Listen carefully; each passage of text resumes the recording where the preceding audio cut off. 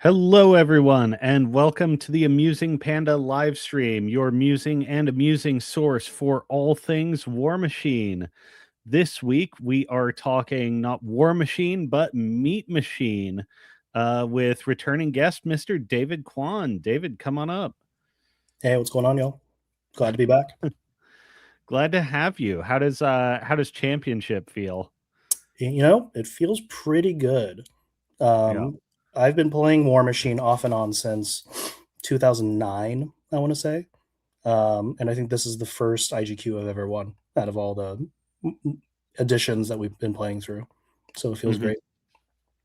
Yeah, that's awesome. And you were an MCP guy for the longest time. And you just came back to the game recently. You were on the competitive circuit, playing in qualifiers, getting high placements, taking down big names. Um, and then you stepped away and you came back earlier this year. When did you come back and what got you playing again? Yeah, so after the last WTC of Mark III, so that would have been 2022, which I got the privilege to go. I took a pretty long break. 3 years, I guess, is what we're looking at here. The combination of the kind of rocky launch of Mark IV and just wanting to change a change of pace, I picked up MCP as a competitive game of choice, and I just tried to grind it out there and see what it was like. Right, I still love superheroes. It was a thing to pick up and try something new.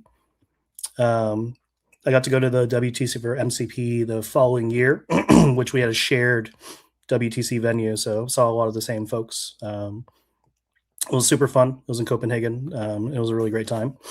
But I always had my eye on War Machine because while MCP is a fun game, I think it doesn't exactly scratch the same itch. And there's certainly something about War Machine that's kind of like always going to draw me back no matter what. And so I wrapped up my competitive season for MCP last year and then committed to 2026 playing War Machine again in some way, shape, or form. Mhm. So the end of last year was looking at a lot of factions and talking to the old crew about what was good, what was powerful, what kind of playstyles existed out there. I landed on a couple things, but I fell into an Infernals lot from our good friend Brett Ward out in Brett Sacramento. Turb. Yeah, that's right. And so I picked up Infernals after the changes in January.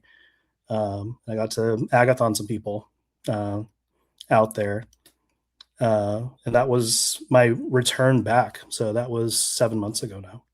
Mhm.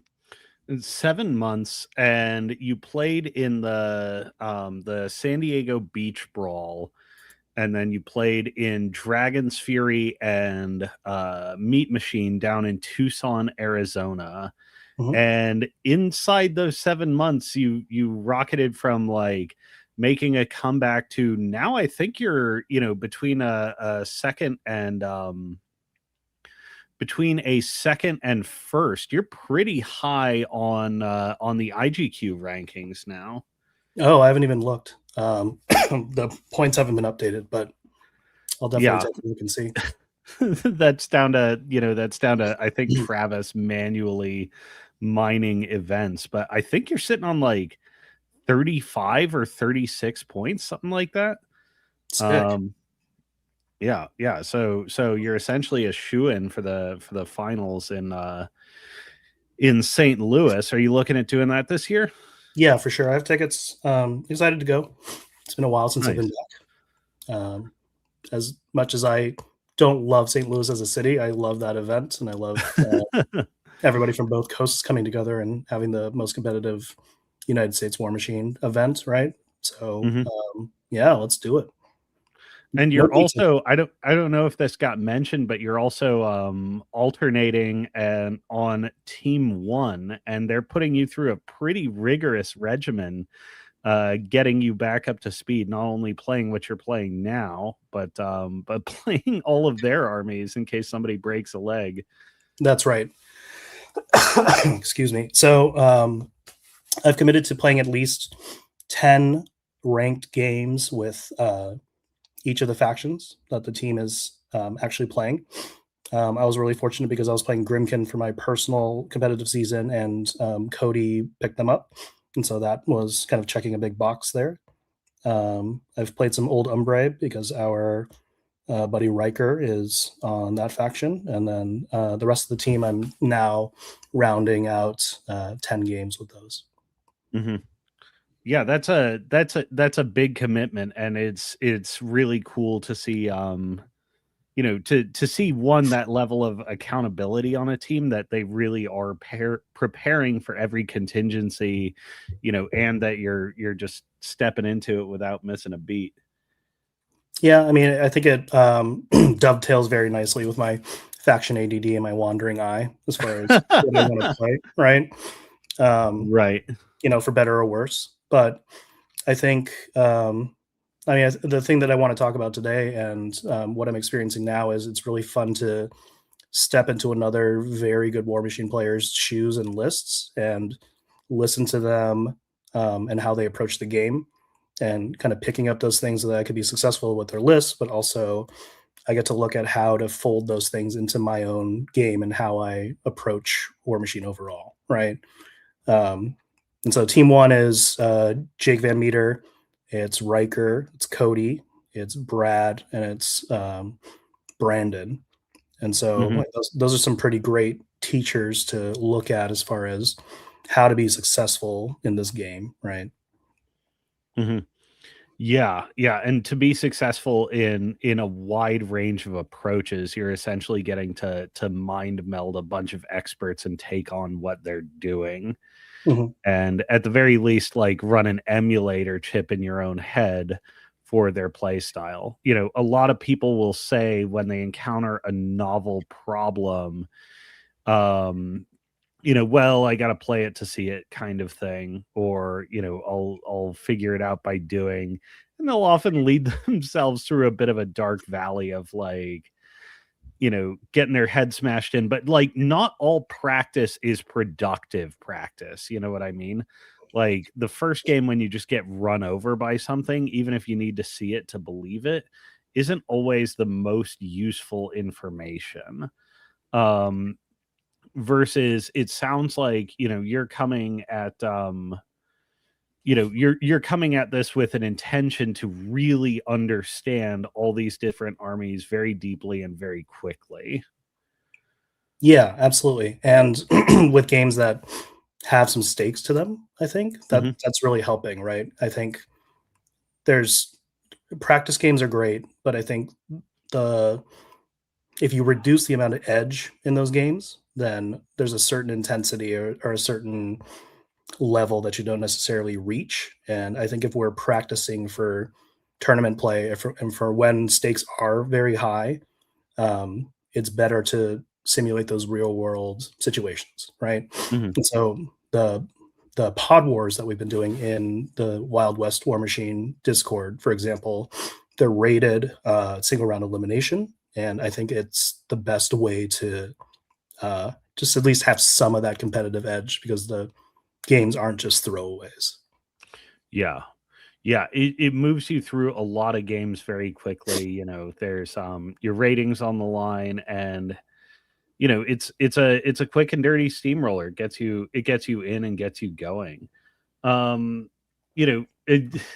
as far as our discussion, I think a lot of this is going to center on edge, and we're going to frame it in the context of Meat Machine, which went down this weekend in Tucson, Arizona. This was hosted by Shretz and Drew Sivula, I want to say. I might be getting his last name wrong. No, I think it's Um, yeah, so this was a 5-round event, which you took down, being the only player to go 5-0. mhm. We had some big names, we had a lot of locals. I guess before we switch, actually, I guess while we're on the WTC prep and the alternate experience really being this committed understudy, what's the most useful bits of coaching you've received over the course of this competitive year, whether that be your own performance or taking on a new faction? Because I guess there's edge that we develop internally, and then there's edge that can be given to us by others. What have you found to be the most useful coming from other people in sort of this sponge phase of absorbing everything? Yeah, I think what's been most useful, and the other side of this, right, is that the players on the team have committed to trying to watch all the games that I'm putting out there, right? And so any pod game that I'm playing with these lists, they're tuning in, and hopefully they're able to learn something too, right? Just by the way that I'm piloting their lists and seeing maybe some interaction that they hadn't thought of, or a matchup that they haven't seen, or just additional data overall. Hmm. But something that's really useful in that exchange is that they're giving me live notes afterwards of, I could see why you took this line this way and veered in this direction, or use these resources for this interaction. But I think some other better lines of play exist here, here, and here, right? And just like very honest, like not necessarily what I would have done, sort of bits of coaching. Um, Hmm.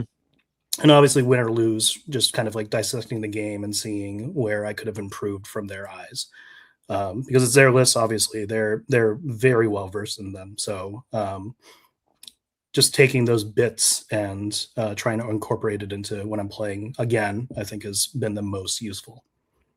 Hmm. Yeah, that's interesting because it's sort of cutting both ways. That they're getting value out of it, and choosing it, like taking it as an opportunity to explore the space all the way down. It's almost like you've got two brains in the for a long time I've been fond of saying that most people have a sort of mastermind vision of how to improve at this game, like using system to your prefrontal cortex to sort of figure out every problem, but that's actually not the proper role for the prefrontal cortex in the game of War Machine. And the proper role is actually to curate your experiences, in hindsight, to look back and figure out what worked, what didn't work, and build that into sort of your automatic repertoire. Like that's really where skill gets developed, and having a second expert come in and collaborate with you seems intensely valuable. Yeah, absolutely. I mean, it's super valuable, right? Or if you're going to WTC, chances are good you're one of the best players in the country, in the world, right? And so Hmm. um, something that we'll get to later, I think you just have to be in the right mind space to be able to take their notes and really kind of internalize them and incorporate them into your game. If you're not receptive to those things, I think the activity kind of falls apart, Hmm. right? Um, but yeah, I mean, being only 7 months into my return, like I'm not going to sit here and have any ego by any means. These guys have been grinding it out for years since I've been gone, and they have a ton of experience that I can draw from and benefit from.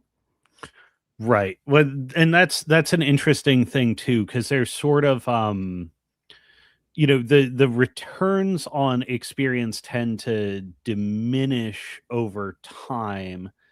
you know um I don't know if this is going to be the right explanation, but you do tend to see a sort of thing where almost there's almost a plateauing at a certain level. Like you get great at this game, and then you sort of sit in there in the active growth. You have to work a lot harder to find those level ups, right? um I almost wonder if there's like, if there is a methodology for breaking through that plateau, and if we can, really upskill the top of the game, far faster than we thought we could, acting in isolation. Yeah, that's an interesting thing to think about for sure. Like what I'm immediately thinking about is there's there's kind of like different levels that we're all playing this game, right? Or that we all see this game. And I think it Mhm. means something very different from winning a game and your local game night versus a local steamroller versus an IGQ or WTC, right? There's lots of different levels of play here. And I can definitely think back to a time where I might definitely have a good shot at winning a local, but you get into a bigger pond and realize there are levels to this, right? And if you're not willing to kind of expose yourself to, getting blown out 05 at a place that you traveled to, you're never going to see it and experience it and level up that way. Mhm. Um, so I think there's just a certain level of like humility. I think that's essential to breaking through some of those plateaus. When I'm thinking about the different levels of competition that happen in War Machine, right? Mhm. And do you feel sharper now or like back in sort of the Mark III heyday? Like are you sensing, a gap to recover, or do you feel like you're about back where you were? I think I'm playing better now than I ever have. Mhm. To be absolutely honest with you, I think it was my time playing MCP actually that really kind of sharpened what Mark IV is. Um, Mhm. I think how I approached the game during Mark III was kill as many models as possible, and then think about scenario much later, like once models leave the table, right? Which can be successful to a degree, but I think MCP is much more scenario focused. If you don't play scenario, you lose like 100 times out of 100, right? Yeah. Um, Tabling and that sort of attrition game plan is very, very rare, Yeah, it essentially almost doesn't exist. right? It really doesn't. I won one small event in MCP, and it was actually a tabling, which was so incredibly rare. I was just very, very lucky. I had some dice that bailed me out, but they really just don't exist in that world. Mhm. And so playing that game, which is much more of like a board game in that sense, rather than a tabletop war game, I think prepared me to be able to play Steamroller 2026 Mhm. in the way that I am now. Yeah, yeah, like you're coming in more intentionally about what the game is about. Like it's not sort of this abstracted thing where yeah, there's attrition and scenario and assassination, but like the game is won in a very particular way. The rules tell you how the game is won. Am I advancing that objective or not? Um you know, it I wonder, there probably is a lot of value in picking up a second game of some sort that's like, a comparably deep strategy just to recalibrate your brain around like the variables that really matter. Like, not in any serious competitive sense, but like Pokemon Champions released on mobile recently, and I've started playing the VGC format again. It's doubles battles, like you have 6 Pokemon, pick 4. Um, and games typically last like 6 to 8 turns. There's only a maximum number of moves that are going to be made over the course of this game, and you really have to look to the rhythm of what sets you up for what. Like projecting, I mean, Pokemon is essentially all piece trade. But I find playing Pokemon again, semi seriously has gotten me thinking more about the piece trade in that way.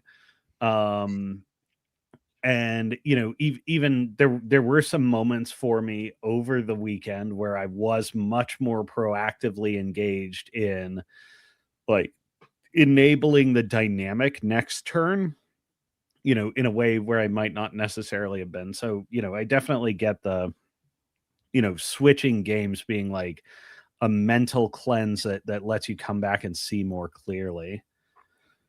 Yeah, I like that a lot. Actually, um, I think it's easy to kind of compartmentalize wargaming or hobbies like that, right? Hmm. Or just like switching your brain to a different mode completely. But I Hmm. think there's a lot of shared. shared activities between all these games, Yeah. and anything that's sort of competitive like this that requires strategic thinking and tactical thinking. Um, and you're doing yourself a disservice if you're not kind of using your brain in like a 360 way to look at war games overall, right? There's only so many different kinds of mechanics, and you can find a lot of shared like overlap similarities between game systems.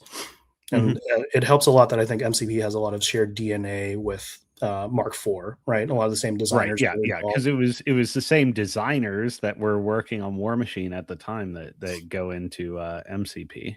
Exactly. And playing like Warcaster for like a quick minute, I think there was, you can see a lot of like where the ideas came from, right? Yeah. Even Warhammer, as far as I understand it, because I haven't really played that competitively ever. But looking at that world, it is much more scenario based than it ever has been, and I Mhm. think a lot of similarities there now too. Like it's all kind of converging on this same idea that it's not just I'm going to roll dice and kill all your dudes. It's I'm going to score these VPs, which feels very Euro board game-ish, but that's Right. also a genre of game that I love playing. Mhm. And I think it is extremely useful to try to bring those skills into War Machine when you're Yeah. developing. There's a term for this, it's, domain dependency. Hmm. Because people like to think about the human mind as sort of a unified, reconciled, logically consistent whole, when, like, it simply isn't. Um, there are different domains or almost like different cognitive structures, in which you develop understandings and stuff like that, and when for instance, when I'm at work, I'm operating in like product management, like software domain or like operations domain, and there may be some crossover with like philosophy domain or war machine domain, but it's not necessarily a ton, versus you, like world of barback, world of restaurant manager, bar manager, like even between like barback and managing operations at a at a restaurant or bar, there's areas of knowledge and practice in the barback domain versus in the ops domain, and the two worlds may not necessarily look a lot alike. um you know uh and people don't necessarily like transport information back and forth across domains. So they may have one practice in one area, which in one domain, that would be super useful in another. But as a matter of like, it's not automatically reconciled that the two domains necessarily reflect each other. um for instance, it's like, people in their working lives and their family lives may have one particular modality or outlook on the world, and then they may have a completely different one when it comes to politics, simply because these domains are not automatically reconciled. And porting information across domains and ways of thinking, cognitive frameworks across domains can be intensely rewarding, but not everyone does. you know um for instance, it's kind of funny to watch people who are like wildly successful in their real lives, and have a lot of understanding about how to get after success in a systematized, organized way, but they may not necessarily port it to their hobbies, even if their hobbies are something like competitive war machine, and they do want to get after results. They just simply haven't reconciled these things, and you can watch them plateau for ages. Yeah, absolutely. It is really fascinating. I'm sure some of it has to do with people not wanting to turn their hobbies into jobs, right? And so they Mhm. associate that sort of skill set to what they're doing for their livelihoods. But like for sure, I think I'm definitely using a lot of my operations and management brain when I think about War Machine, right? Mhm. And when we have conversations about War Machine, I often talk about like spatial management because that's how I see it in my brain, and and definitely has to do with like how I approach my job as a person in operations for restaurants.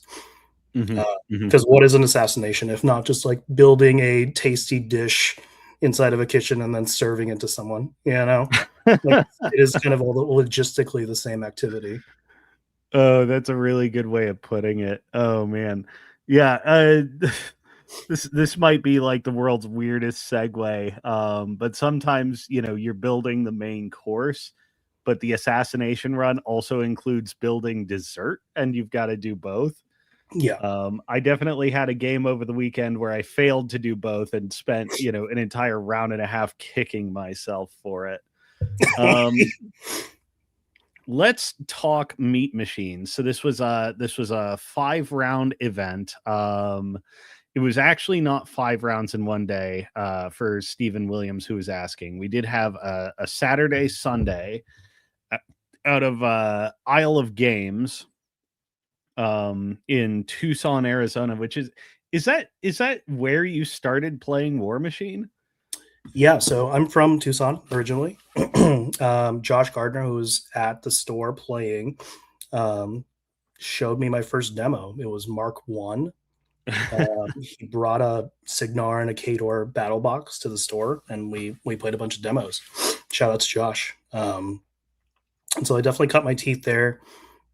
Meat Machine was actually a fundraising tournament that I ran the first one. It was mirroring the food machine format of uh, bringing donatable things to like cheat, right? To buy rerolls. Yeah. So it was beverages for cheats, and then we had a barbecue, and it was a steamroller, and it was a great time. That was 14 years ago at this point. And so coming back and winning the title while on my adventure to get back up to speed is pretty nice. It feels pretty good. Mhm, Um, but it was great to see a lot of those guys. And great to see a thriving meta back in my hometown still. A lot of local interest and continuously growing, which is great to see. mhm. Yeah, let's walk through your games pretty quickly. I'll just mention, my round one was into Chris Zaborowski out of the Phoenix area. Used to be Tucson. Now he's sort of up in my neck of the woods. Came down Tyrus versus Boom Howler, which is a matchup I've been trying to target and get practice into for WTC. We're playing Payload. Um, the theme in a lot of my games, by the way, would be that opening maneuvers and specifically being attentive to your positioning and what you're trying to accomplish is really decisive. It's very possible for Tyrus to run away with a game if anyone makes a mistake. And fortunately, I've been getting a good amount of practice into it, and that wound up not happening. Managed my tempo and got was able to overwhelm him. Um, and then yeah, I took down the win very early on from this intricate dance. Your round one, we were playing Payload, and you hit Mr. JMac, running also Dusk. What can you tell us about this one? Because I think it was a long one, right? It was a long one. He was playing Dusk. Oh, also Riker in the chat. There he is. Thanks, buddy. Good to see you. Um, he ended up dropping Moraine. And spoiler, I dropped Old Witch 5 times this weekend. Um, I just feel really, really comfortable with that list, and it solves a lot of problems, kind of across the board, right? And so that game was on a scenic board with a giant airship on it, so there was some awkwardness as far as deployment is Oh, you concerned. got the crazy table. That's I right. guess setting the scene, one of the guys, Tom, from Disgruntled Wargamer, had put a lot of cycles into making this scenic, like, dockyard with a docked airship and, like, ladders and changes in elevation and all sorts of things. And the table was in, like, it was almost in this little, like, bin thing, like this 4x4 box, because it was just so scenic and like diorama focused. But boy, can that be hard to place models on. I mean, did that show up in the game as far as like, consequential plays? Oh, for sure. I think so. The board was split up in thirds. I would say one third of it was the actual airship, which none of my 120s could actually place on, right? And so there was a mini game there of what do I put out there, because my opponent's terrain piece was on that airship, and so was my 50, right? And then Oh the god. two thirds, the other two thirds was the shipyard dockyard area with a lot of elevation changes. Fortunately, my list has a lot of ghostly, so I got to ignore a lot of those mechanics. But I think I got to position really well in my first couple of rounds, to not only land Labyrinth, but put out some consequential range damage to kill his assassins, which was kind of his plan to shove into my lines and then have his warjacks behind to kind of mop up if possible. But I was able to get some pretty big attrition gains, and as JMac was trying to dig out, he clocked, trying to deal with a house plus in the shipyard, where Mhm. something like 10 dread rots were playing around with Lanissa plus cats on the airship itself, just kind of like Right. seeming off and seeing who would commit first. Mhm. Fortunately, all my threat ranges were longer than the 11 inches that the cats had on that side, so I was Mhm. able to win out the standoff on that side, and I clocked. That's an interesting thing because there's you know, the board cuts you off superficially, from a certain portion of being able to play. And like, you see that 50 mil and you're like, well, I hope the Frightmare gets to live a long time. But every now and again, even if it's a board that's not that crazy or like scenic or diorama focused, every now and again, you do just have super impactful terrain. um and you got to make a plan about it also, like, what's bad about it can turn into what's good about it. Like, okay, there's only two-thirds of the board, like two of the three theaters of engagement where my 120 mils can live. But it turns out, because traversal to the other theater is so difficult, they may be able to just, like, with their largeness, lock down the game in this area and stop it from happening. Yeah, absolutely. And I mean, we see it all the time, especially traveling and seeing kind of what people's terrain situations are. Mhm. And to make competitive play more dynamic, I think a lot of TOs do think a lot about terrain and how to make battlefields dynamic, which makes Yeah. players insane because it makes it harder for us overall, right? Yeah. Um, but I think list building wise, it's always on my mind. How much ghostly can I bring in Grimkin? How many flying models can I bring overall? Like, what is the plan if I hit a table with really narrow corridors that my 120s are super limited, right? Not only does it limit my actual movement, but I think it telegraphs a lot to my opponent about where my models are going to be at any given turn, um, and what that means for like overall scenario and game outcomes. Mhm. Mhm. Yeah, it's funny, something I sort of elided over in my game with Chris is actually, Shretz and Drew put a lot of thought into designing each of the boards. They were all heavily thematic, but they all also had really distinct and different game feel. Hold on, I gotta let the dog out. Please. Um,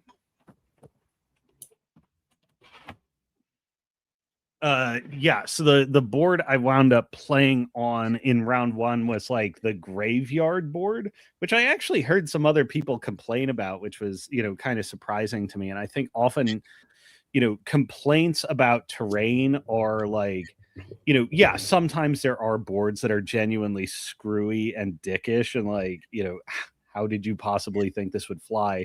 But it often, in many cases, also indicates like inexperience or lack of flexibility, um, when adapting to different situations. It's not always going to be two forests, a building, a cloud, a shallow water, two trenches, and two walls. And the graveyard board was like there were a fair amount of linear obstacles. There was a fair amount of scatter terrain obstructions, and then like 4 or 5 medium-sized obstructions, like somewhere between 3 to 5 inches on an axis, just all over the place. And it didn't create like obvious bottlenecks, but it meant like that in engaging, you really had to negotiate multiple obstacles, and you could set your own avenues of engagement, but it really took a lot of forethought to accomplish. I mean, or it did for me. I don't have a ghostly feat in this army, so it was a little, it was a bit of an uphill fighting against somebody who had that. But like there's an attitudinal shift between complaining about terrain and comporting yourself to the reality of having to face a novel terrain situation, and then identifying very quickly how you can win on it. And like, I think the big theme of tonight's discussion is going to be edge. And having the edge includes just being willing to play on whatever the table is, and rather than saying this is a giant pain in my ass, is how do I turn this to my advantage? Yeah, I think you're also teasing at kind of a player mentality thing that I believe in very, very strongly, which is wargamers love to complain. They love to complain, but it's So much. often so much. But it's often, I think, um, inversely proportional. Am I saying that right? Hmm. To their abilities overall, right? Hmm. Like, yes, complain about like what you need to complain about, get it off your chest. But then the what we've been discussing kind of off camera and throughout this week, that's when the puzzle solving begins, and you need to start figuring out like how to get around it, how to work through it to be successful. Because you can't just use that as an excuse to say like, oh, I lost this round just because of terrain, right? Um, and I think the shift that you need to be successful overall in the hobbies that we engage in are complaining is not the action. Complaining does not actually do anything for you. But working through it, even if it's hard or difficult or frustrating, is the thing that's going to get you what you want. Right. Hmm. Hmm. Absolutely. Yeah. Yeah. Yeah. And the inverse correlation is like, you know, the inverse correlation, yes, is absolutely true. There are two hobbies. There's playing War Machine and there's bitching about playing War Machine. Virtually everyone plays both, but more people, like some people play, most people play one significantly more than the other. And that generally means the less playing War Machine they do, the more bitching about War Machine they do. So you get this, you sort of get this effect where like often the people who are the most vocal are the ones that are least worth listening to. Yeah, I think that's a life lesson that I'm finding truer every single year. To be honest with Yeah. you, in context at least. Oh, Nutmeg had his paw over the power button. Uh oh. We good? Are we good? Yeah. Yeah. The instinct to bitch is not helpful. The instinct to overcome is. Yeah. And as you do more of that, you find the instinct to bitch diminishes over time. Let's talk round two, and actually seeing different angles. I hit Mr. Josh Gardner in round two. It was Brines v Brines mirror matchup, so it came down Foul Blood versus Boggity Bomb. This was a game that, oh my god, cats, please no. Razor's Edge Dojo, thank you for this. What card game is this supposed to be? This is Lord of the Legend of the Five Rings. Oh, L5R. I actually never got into L5R.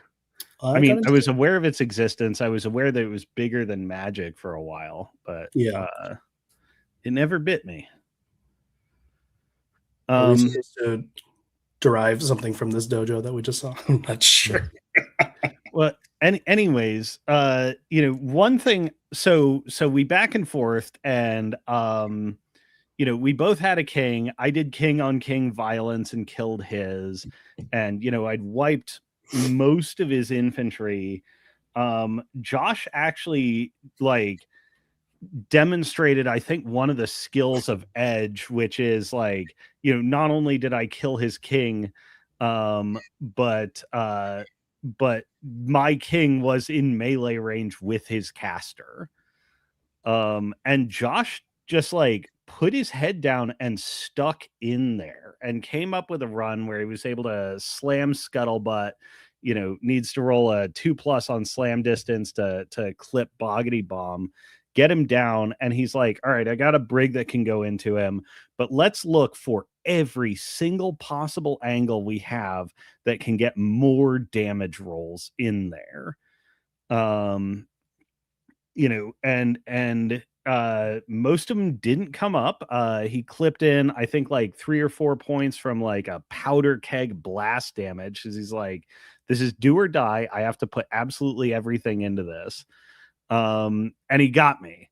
And contrary wise, I think one of the things I was doing is like, the position boggity bomb was in essentially had very little thought put into it. Just like, I'm gonna go so far up on this turn, and I'm not necessarily gonna think super hard about, like, I sort of just need to get him out of the way, make sure his fury count is, at the point where I can sponge back next turn.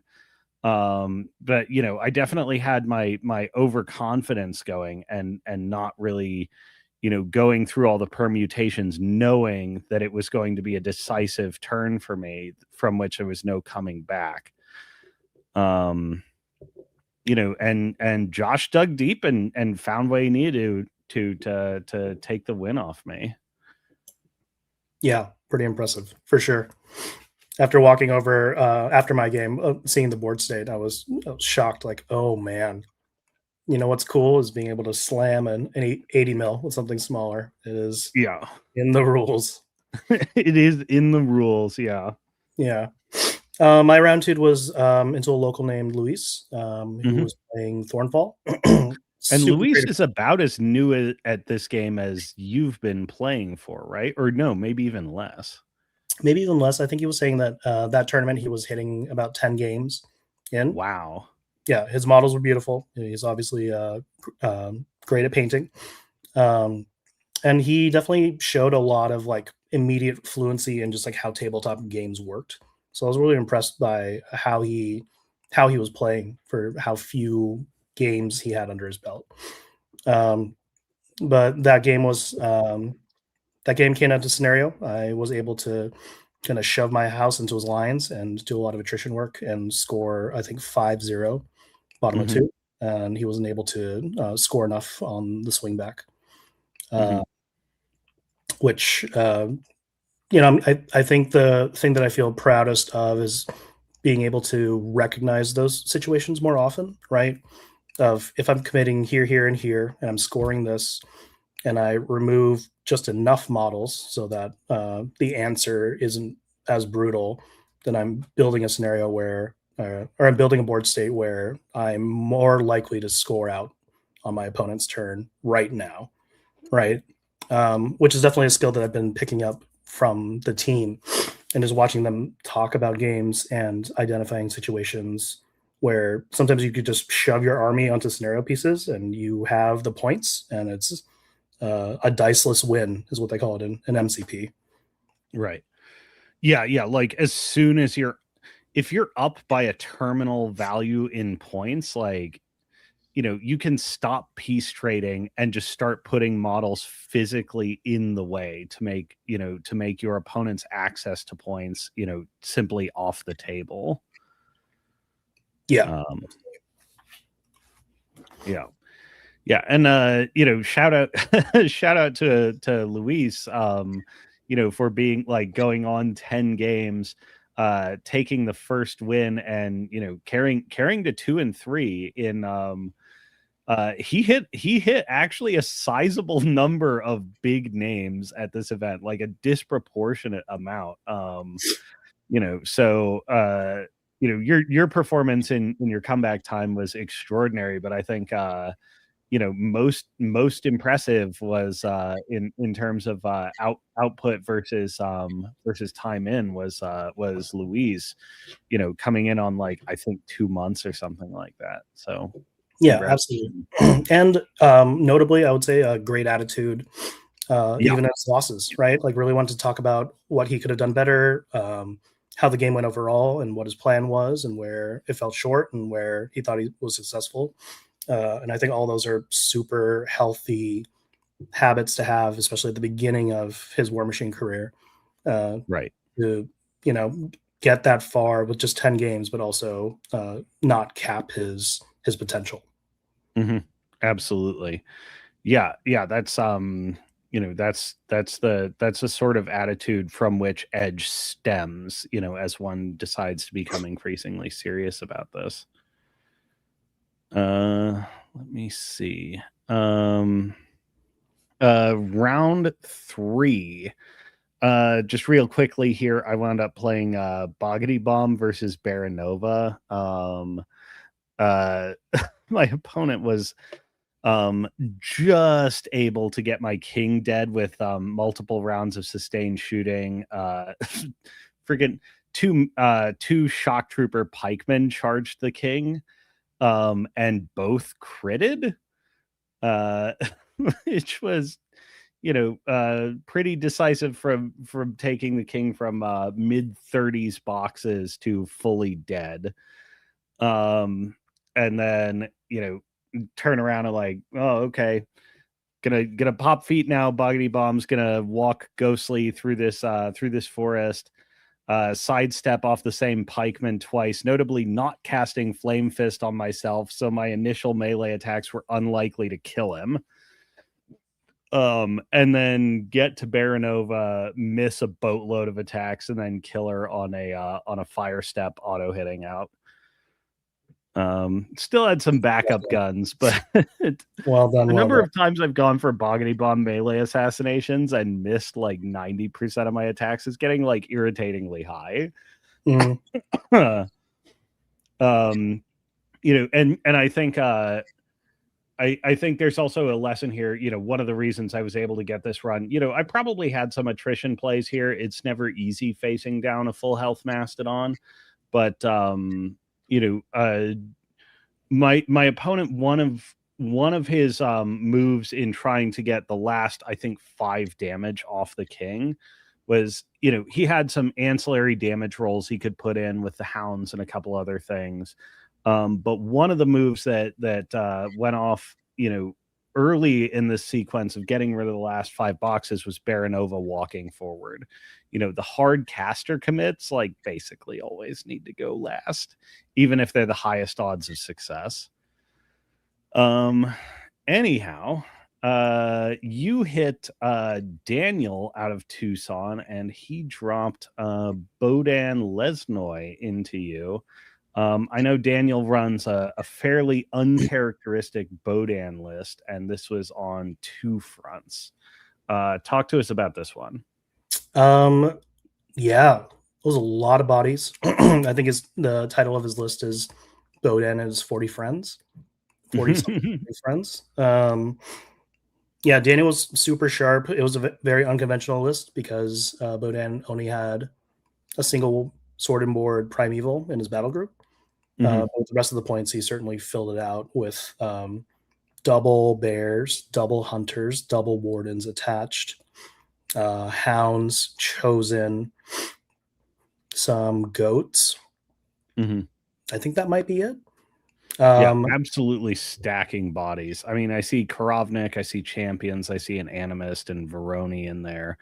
Yeah. No shifted notably, but yeah, that's just a ton of dudes. It's a ton of dudes. It's a ton of body stuff to chew through. I elected to play Old Witch, even though maybe King has some. My off list, King of Nothing, had some play into it. Mhm. But I figured I could. Certainly Bodan's feat does not make him safe against King. True, absolutely.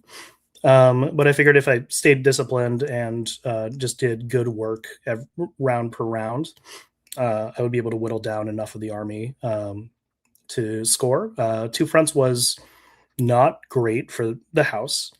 Hmm. And I definitely misdeployed so that my house had to score my home 50 and not really play with the 40s, which was absolutely stacked with the 40 bodies that Right. Daniel was bringing, right? And it was facing off with a sword and board primeval that had Earth's Blessing, so I wasn't shooting it with the gun and dragging it in. And so it was a pretty awkward way for 26 points of my list to just sit and score round per round. Um, Hmm. but that the 40s in that game, that side was characterized by me ambushing Parliament pretty early on to clear lanes with dark seductions, and his hunters shooting themselves so that I was reducing bodies and getting the jump Oh on yeah. a couple bears. So I tried to kill 2 bears a turn on that side, along with a lot of the chaff. Hmm. Uh, Isaiah did get an incredible, I think, 8 or 10 model thresher in the extremes there. And I had Just Curse of casually kill Shadows. a quarter of his list in a single star attack. Yeah, I think it was a handful of wardens, but at least 2 chosen, 3 bears. Um, it was quite beautiful. It was under Fortune's Path too, so I had some buffs to help. But I was definitely behind on scenario towards the end of that game in rounds 4, and I think 5 is when we stopped it.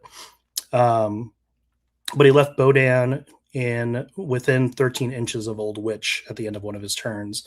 He was playing pretty quickly because we were both getting pretty low on clock. Hmm. Um, but I measured and proxied it out and realized I could blessing to go up to 8 Fury, cast Boundless Charge on myself, have Divinator, and so I was charging Bodan. I was able to shoot my Crow gun before any of that happened and boost to hit. So I need 8s to blind Bodan to drop into defense 10. And then my Stompy legs were dice +1. And so I was able to Right. get the assassination off with about 2 minutes left on my clock. Scenario points being 12, Daniel, 9, me. Hmm. So I kind of pulled that one out by the skin of my teeth, if I'm going to be honest, due Oh to poor man. positioning, poor deployment, really, of my Hmm. house. Hmm. And who was going second in that one? I believe it was Daniel, Hmm. if I'm not Hmm. mistaken. I Okay, can't so remember. We would have to look at Longshanks. yeah, yeah. So he starts out in control of the scenario rhythm, but with just a single heavy, versus a house, he's just out threaded and he's sort of counting on it being a time waste if he commits to the 50s, versus if you had committed, because you can't drag him. And he can dance. There's sort of a wide gulf there. He can use the objective to help block landing spots. Nobody's really making a lot of points there.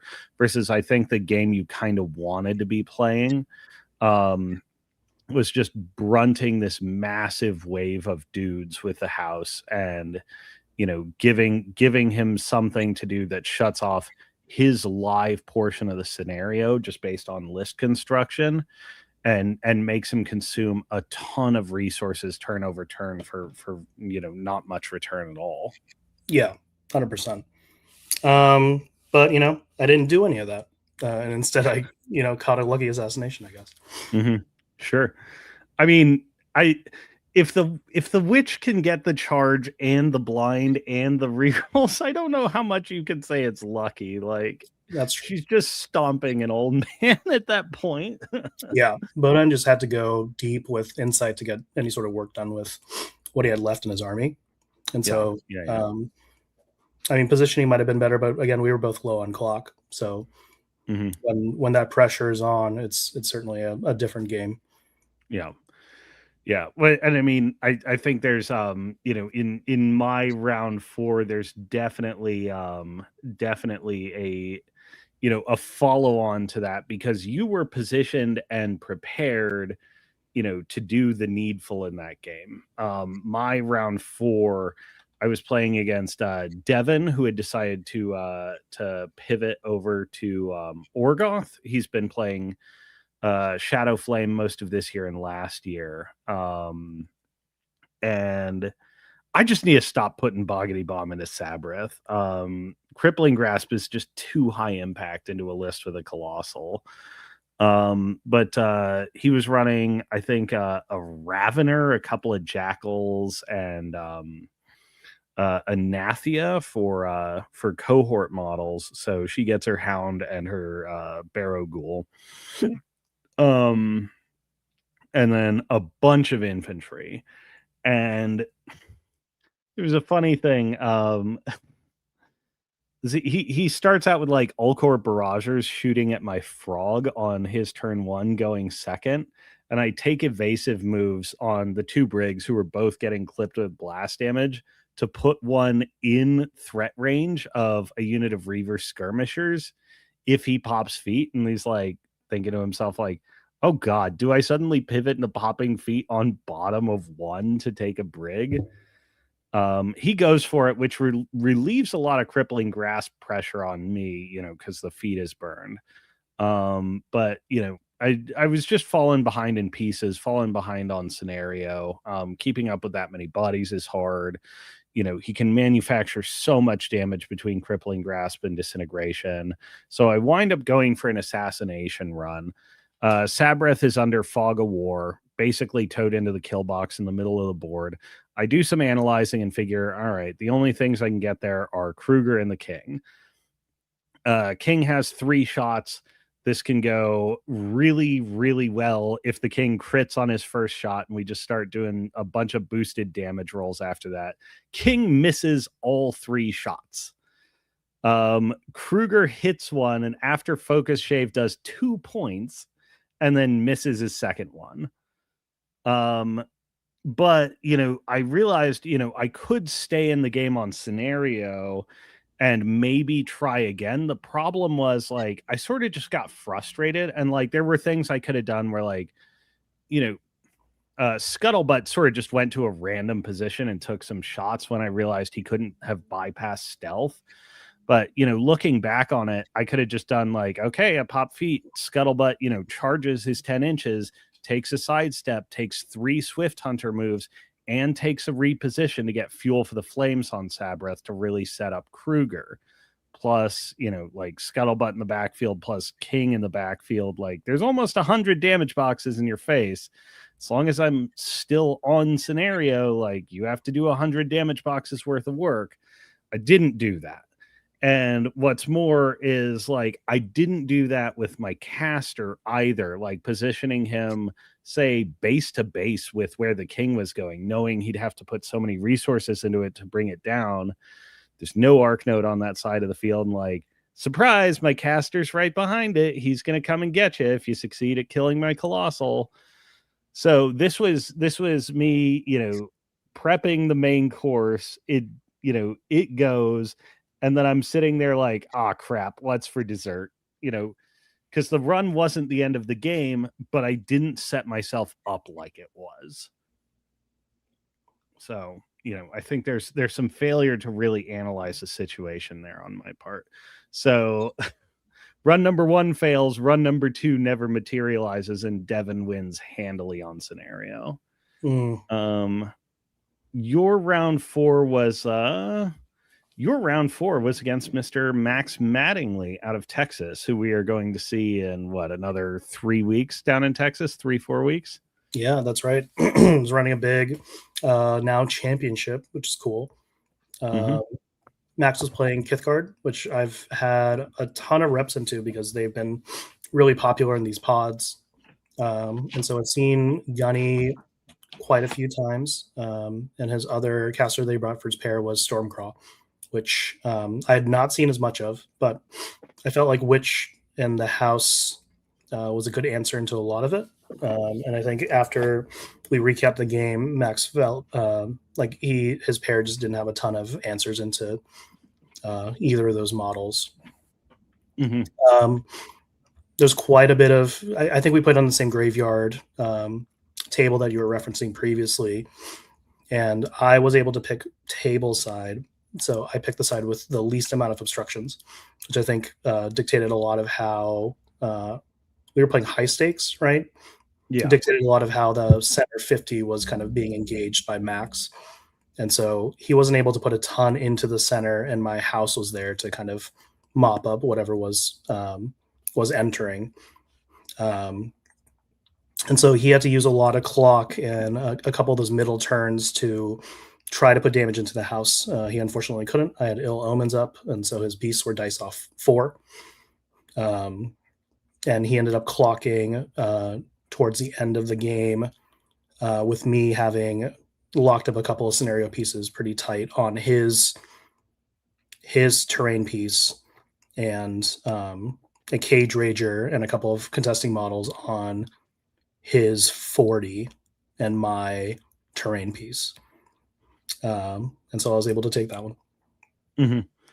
Yeah, it seems to be becoming the sort of common wisdom that Kithgard is absolutely allergic to Grimkin, particularly Old Witch. The faction seemingly just doesn't have outs to her, or any matchup that even like gets in the ballpark of a comfortable even with her. Um, and a lot of that comes down to engaging with and fighting the house, that it's just very hard for them to materialize a sufficient share of damage that isn't at range in one turn and not get their pieces just dragged to their death. I almost find myself wondering, though, the rest of the army, like, you got your cage rager, and you got Isaiah, and you got the cart.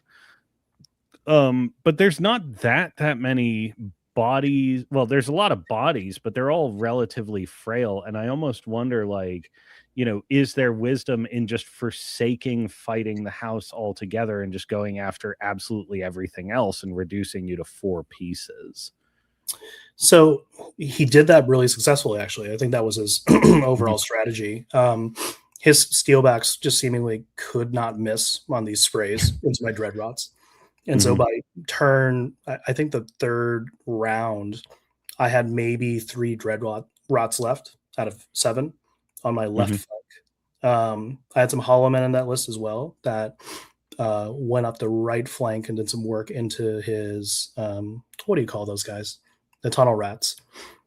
But really, he did a great job of kind of peeling everything else off of the board, besides my battle group and my death knell and a couple of solos. But because of the nature of high stakes, I think the center 50 was such a big deal that he had to invest a ton of time and attacks into trying to remove the house to get up Mhm, on scenario, because the other elements were locked up for the turns that were really really important. mhm.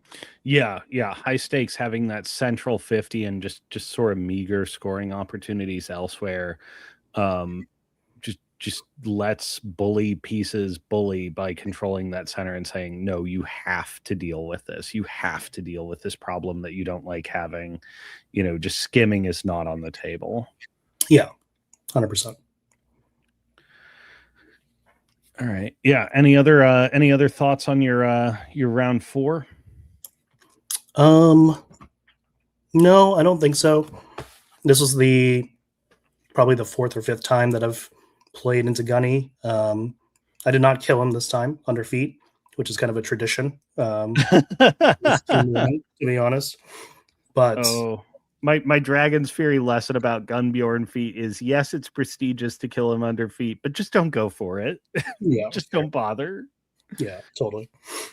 But yeah, I'm looking forward to seeing Max in a couple of weeks, Yeah. and seeing Yeah, what yeah. other innovations he comes up with.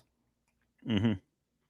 Absolutely. Yeah. No, yeah, and we're definitely gonna run into him at the at Lock and Load, because like you, he has been just grinding out those points. I think he's like, once the totals get updated, looking at a 5th or 6th seed. Oh wow. Yeah, yeah, he's been doing great. Um let's see, round 5. What were we playing in round 5? This must have been this okay, trench warfare. So here's an edge topic. So I got my second Brine Bloods matchup of the day. So I was playing Mr. Josh Moore. Um, and this came down Boomhowler v. Boomhowler. Miserable. You deserve each other. Well, this is the thing. I think actually something that gives you the edge. And I've said this a lot in the past, is like one of the greatest advantages, particularly in mirror matches, that you can have is a greater tolerance for suffering than your opponent.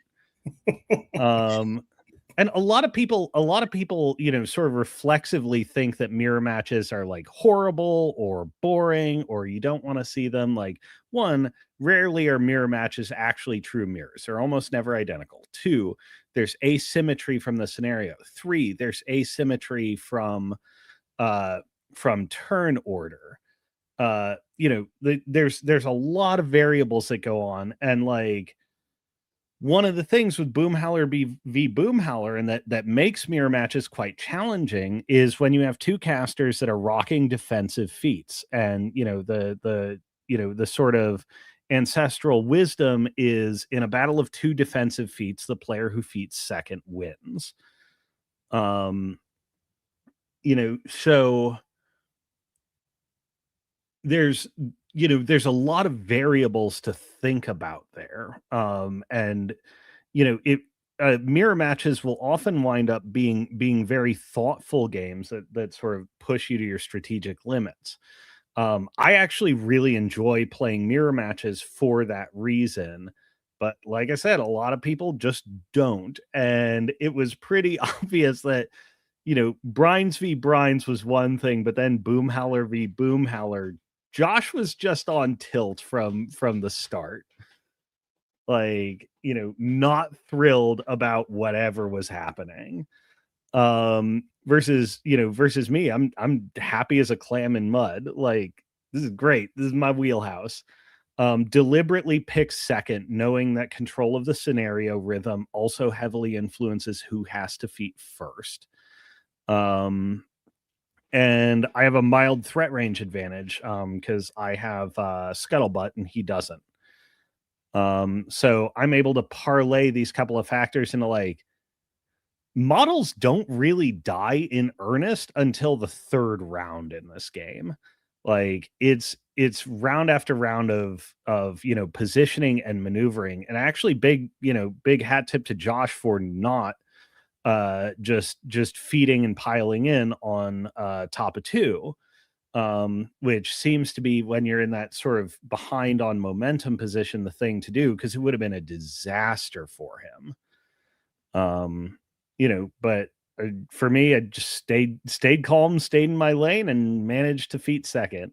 Also, Boomhowler no longer has a damage buff. Damage is limited. I was quite proud of myself in that, like, threats to Scuttlebutt are like not all over the place. He has one Deepborn with an anchor and a shark skull gauntlet. No 2-inch melee range options. He's got Enliven on that thing. He's got Avenging Force, got Perdition. But Scuttlebutt was able to get there and just grab him with the crab claw from outside 1 inch. Spicy. Turns out Vice Grip says you don't get to make Enliven moves. And in fact, you never get to move again because you can't attack the model keeping you pinned in place. So I was proud of that. So spicy. That's cool. But yeah, the edge in, like, just maintaining composure and saying, this is what it is and I'm going to overcome. I think definitely gave me a leg up in a very similar matchup, and one that's a lot about fundamentals of scenario play. I think a kind of a mental block for the mirror. I don't know if we were discussing this or if it was everybody in team one, but I think an element of why people hate the mirror so much is they fear getting exposed, right? Mm. You don't have the excuses of I didn't know what that model did, right? Because it's literally your models. Although you're absolutely right, there's a lot of asymmetry, so you shouldn't feel bad about it. Although I will tell an embarrassing story for myself. When I went to Siege earlier this year, in round 2 or 3, I dropped Heretic into a mirror, and somebody was playing Old Witch and the house, and I got dragged by an ancillary attack from the Oh house, no. and my caster died. And for sure, I felt a certain way about it. Like I'm only human, but that was Mhm. certainly a pretty embarrassing way to lose a round. So like I get it, but also if you want to be better at anything, you have to get over the possibility of getting embarrassed or failing because that's just kind of a part of Right. the process. I mean, this is like one of those developmental psychology things. Like, I don't know if the veracity of these is held up, but there were those experiments way back when about, you know, praising kids for, when they solve a problem that's solvable, praising them for being smart versus praising them for being a hard worker. And the take home was in future tests where they were allowed to select their problem, the kids who were praised for being smart would pick the easier ones, because taking on a harder challenge and failing risked damaging that validated sense of self that came from the praise. um you Yeah, know that's really interesting. I think a thing that kind of conjures for me is I think a lot of us as war gamers, um, and we put a lot of identity into this, and it's mhm, not necessarily a bad thing, right? Like we do this for fun, we travel around. This is a passion of ours, but I think once we have too much ego wrapped up into it, and we have that anxiety of, if I fail at this, somehow my self esteem or my self value goes down, and I think that's a pretty destructive position to be in if you want to keep progressing and getting better and mhm. reach a level of competition that you're striving for, right? Right. Well, this is we were talking a bit about this before the show, is like people identifying with their faction, particularly when you're on the come up, in the circuit. You start doing well, you start making a name for yourself, and it's usually by being a bit of a specialist and having, powerful insight into a faction. People talk about you like, Kosma, the Scorn player, for instance, which is after 17 years on the faction. Like, I can't say they're wrong. Yeah, But you know, like when when you're in a mirror matchup, like, yeah, it is, greater like exposure, and you just have to play the game. Like, it's knuckling under that will save you and really carry you through the game, versus if you're over invested with your ego in your faction, you know like a chef doesn't identify with his knives. So why would you? It's a game like any other, and this is win or lose. So just play to win, not to defend yourself as the user of this knife. yeah, I like that a lot. All right. uh, Well, we're round moving on to finals. So it is you versus another West Coast Circuit household name, Mr. Tyson Harrison, who was running a pair of Valix, and was his other one Shirese? Lilith. Lilith. Lilith Okay. Fisher. It's, by the way, the exchange I think between him, was it him and Brandon talking about it, has embedded forever. Like, Brandon's like, she's not an R&B singer. And like, now I can't stop calling her Shirese. Yeah, Shirese is way cooler. I'm way in on that name. Great pronunciation. Yeah, I think of the streaming we did over the weekend, Tyson was on 3 of the 5 games and you were on 2. I was on one, just Oh, one. you were just the one. Yeah, Okay. For some reason I had it in my head that your game against Luis may have been streamed, but I guess I got that wrong. yeah, Um the TOs actually specifically reorganized the board, like, okay, Tyson's playing here again. Like, we just got to change this. yeah, absolutely. But yeah, the matchup came down Old Witch Valix, which just based on previous streaming that we did, particularly at like the beach brawl, where we saw Valix taking on a house and rolling a lot of armor pierces into it. The matchup can be pretty explosive in either direction.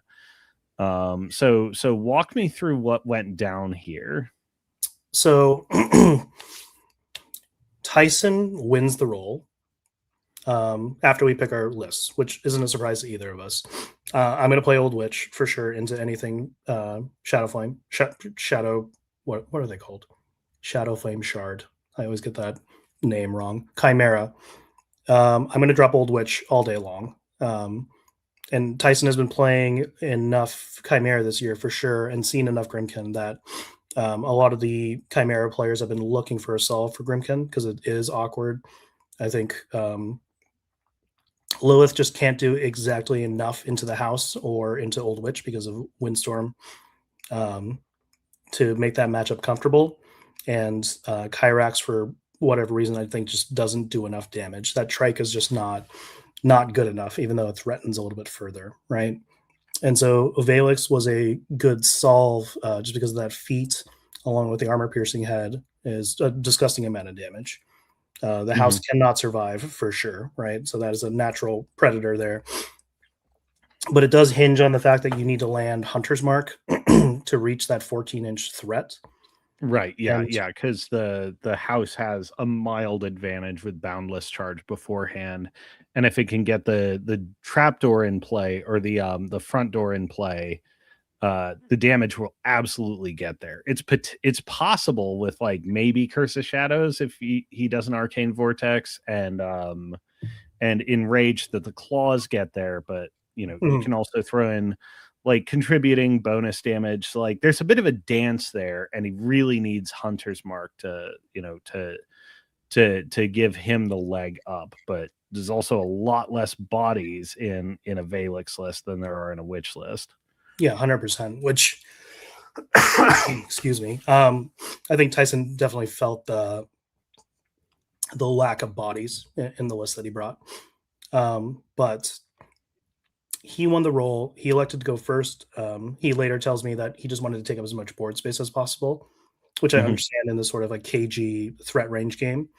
But I was able to pick the side with one less giant obstruction, right? Mhm. There was one central obstruction in between our caches because we were playing trench warfare.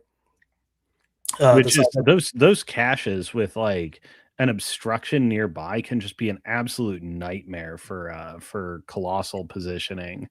yeah, 100%. And even if you're an absolute threat range deficit, say he is able to position to land the Hunter's Mark, like you can just use the terrain and the scenario to say like, yeah, you out threat me, but you can't land anywhere, so Yeah, so good luck with that, right? But I elected to take the side without the additional obstruction, Mhm. and I was able to go second, which I think is a huge benefit in trench warfare. You're just so much closer to the objectives. So I take the side without that. I know exactly where his trike wants to be for the rest of the game in the sort of, you know, 2x2 square that he wants to operate in between Mhm.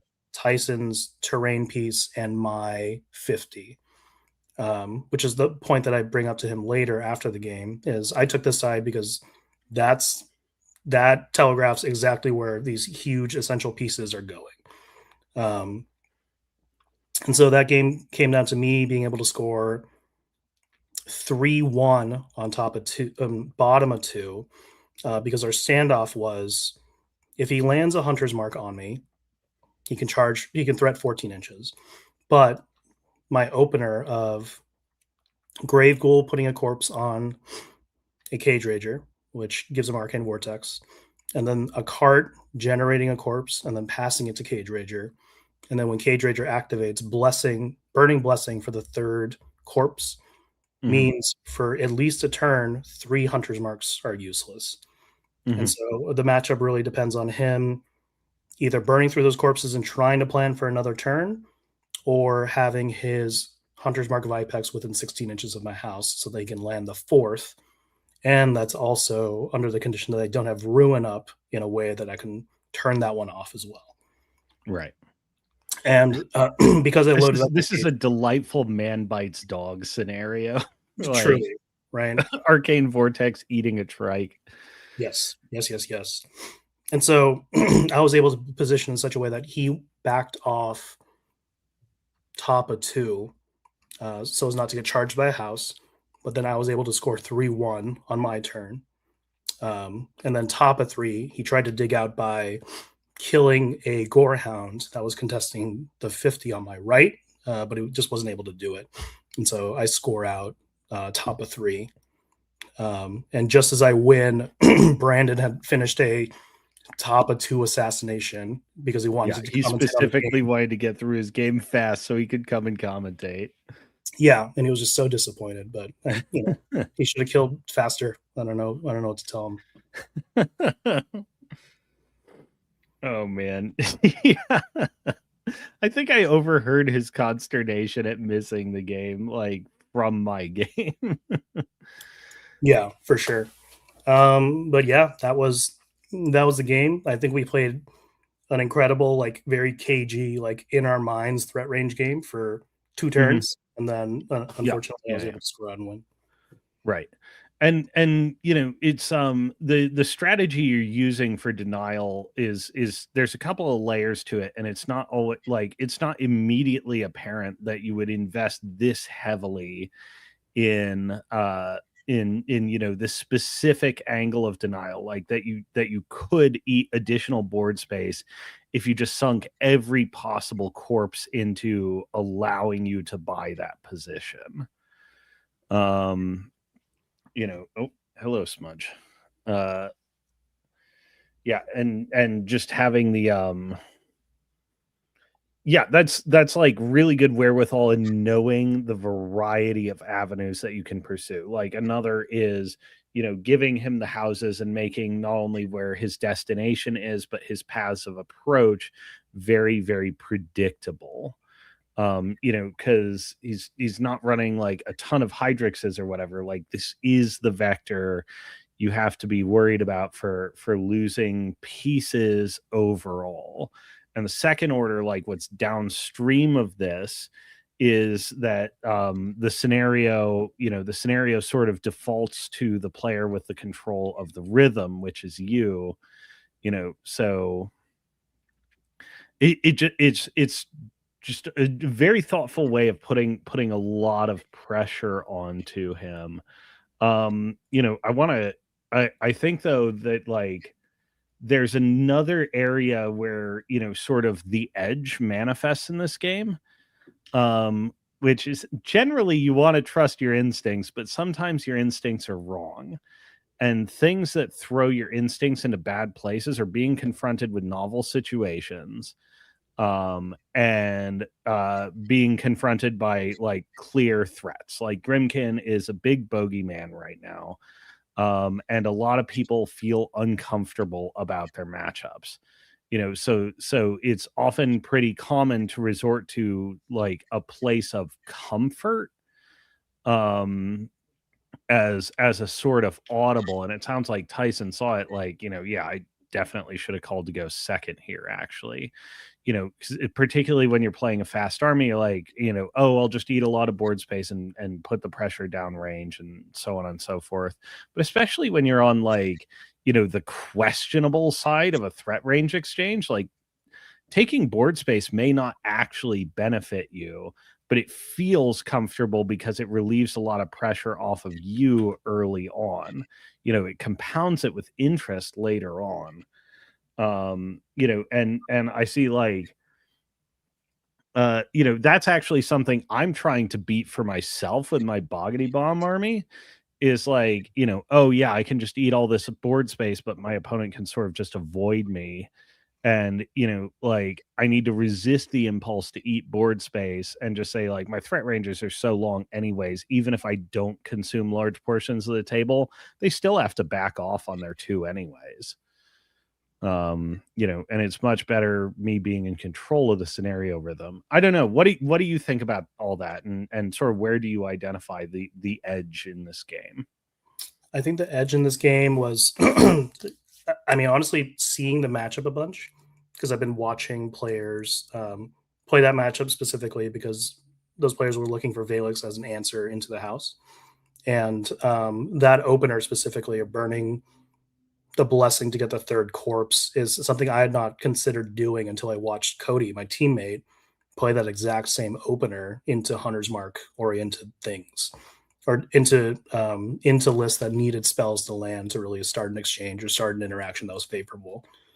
Mhm, So I mean, really, I stole that interaction from one of my teammates, who like really, I think a lot of my results for Grimkin were pretty okay, and then watching him um, use those same lists live on War Table and seeing his level of positioning, I think I really elevated my game just by absorbing that sort of mhm, that sort of competency that I had not seen. So shout out to Cody for teaching me how to play in his first like 10 games of picking up Grimkin, you know, kind of mhm, cold and dominating. I think he's the number one ranked US player for Grimkin now. mhm. Well, Cody also has that, like, it's very easy for Cody to switch factions, um, because he does have, like, those deeply, deeply ingrained reflexes and intuitions about using all of his resources and looking for alternate avenues of play. Like, I think Cody's operating on the level where, like, he could pick up any faction and be performing at elite level with it very, very quickly. Um, just because his the different layers that oh, the different layers that the game can operate on, like, he's internalized that all the way down, and now it's just applying it to different sets of tools. Yeah, I would. I mean, I would really like to um, kind of give some pieces of like how to improve your game if you're looking to do that. And I think that I picked up from Cody specifically is how to think about like spatial awareness, spatial management, and positioning, and like Mhm, sports systems call it X's and O's, right? Like where bodies literally are. Um, and that was the thing that I immediately picked up on that Cody did so much better than I did, and just absorbing that small amount is how I am like now being able to pilot and go 5-0 at an mhm. event, right? Well, there's something in there too, which we discussed in, sort of workshopping the topic around Meat Machine, which is coachability. Um, you know, Coachability is distinct from, like, taking somebody's advice. It's a willingness to just hear somebody's perspective for exactly what it is, try it on without reservation, and see if it fits. If it doesn't, you can put it down just as easy. But, taking on someone's perspective, entirely without reservation, to just see things from their perspective and see if it makes a difference. That's sort of how I think about coachability. Is that a match for how you conceptualize it? Yeah, absolutely. I think the sort of implications there are you can't let your ego get in the way of Right. trying something new, right? Mhm, Your curiosity has to outweigh your ego, and you need to be able to put that aside and say, all right, this isn't how I would have done it. I didn't come up with it independently, but I need to try this for myself to see if there's something that I can gain from this. Um, and I think that's a huge part of like how we get better at this game or how we get better at anything is these mhm, sort of like emotional management of, it might sting your ego to say somebody is doing this better than you, but that's how you will progress is if you take in a bunch of information and you set aside your feelings on it and you right. you take the things that are useful to you. right? Right. Yeah, because taking other people, giving you their insights, like you don't have to keep them, but there's no purpose in seeking out, expert opinions and, like advice from top players and stuff like that. Like if you're just gonna resist it, because like resisting the coaching without trying it on first is like, maybe even worse than not receiving it at all. Um, Yeah. that so that was like, I guess just to like tangent a little bit backwards in time. So we first met in 2015, 2016 thereabouts. Yeah, somewhere around there. I think it was at an I5. Yeah, I think it was an I5. Mhm. And then shortly after the I5, you moved down to the Oakland area. This was back when Endgame in Oakland still existed. Yeah. Um, and you started playing in the California meta. And one of the things I observed about you very quickly was like very early on in us being in the same play environment was how nimble you were about your understanding of the game. Like you were able to pivot very, very quickly. And I remember there would be conversations between like you and me or you and Adam Stewart, and you guys are like going back and forth about a concept, like, or a specific. Hold on one second. Stinker. He's playing too rough with the cat. Um, uh, you know, like going back and forth about a concept, and you'd pause and go like, okay, yeah, I think you're right. Versus like even in discussion, like this is the perennial problem of debate is like nobody changes their mind in debate. You showed very early on a willingness to change your mind and then take those discussions to like materialize what was talked about and turn it into results straight away. um and you know the most surprising thing to me about your career in the game of War Machine and games like MCP, is not that you rose quickly. It's that actually, like, holy shit, this was David's first IGQ win? No way. Um, but there's just something about the your comportment toward the game, which I think, people could stand to emulate very strongly because it served you very, very well over the years. I appreciate that a lot. I really do. Um, and I think it helps in other ways that aren't just necessarily about winning or losing. Mhm. Because the thing that I feel really proudly about for the weekend is that not only did I get uh, Oh, first you record, you were laden with trophies. Yeah, right? yeah, it wasn't just first place, it wasn't the Golden Pierre, it wasn't the Iron Gauntlet trophy, it wasn't the The belt. Meat Sultan belt, which is epic, It is. but Yeah, it was the Sportsman Award. So all my opponents ranked me the highest as far as sportsmanship, and that felt really, really great. Right. I think a consequence of kind of like wrapping yourself up in terms of like your ego and your self worth into how you play and what you play is often that can manifest into some like nasty like sportsmanship conduct stuff, right? Like we get too competitive or we get too short. And I mean, I'm going to be totally honest. There was a moment when I was playing with Max, and he hit every single eight imaginable into my dread rots, and I just kind of like threw my hands up for a second. I said, "Okay," and like I'm not perfect by any means, but I would like to think that like winning or losing, it isn't about the other person. So like I don't want to take out my negative energy or the fact that losing feels bad on my opponent, right? Or even like Mhm. trying to gloat that I won, but to like turn it into something productive in a conversation about like what was good, what was bad, but to not take away from anyone else's uh, self worth or self esteem there, right? Like we're Right. doing this to have fun. It shouldn't be a destructive activity in that way. Mhm. Yeah, and there's more woo woo than I usually get, but like I love it. how Let's hear it, Cosmo. you use your psychic energy matters a lot.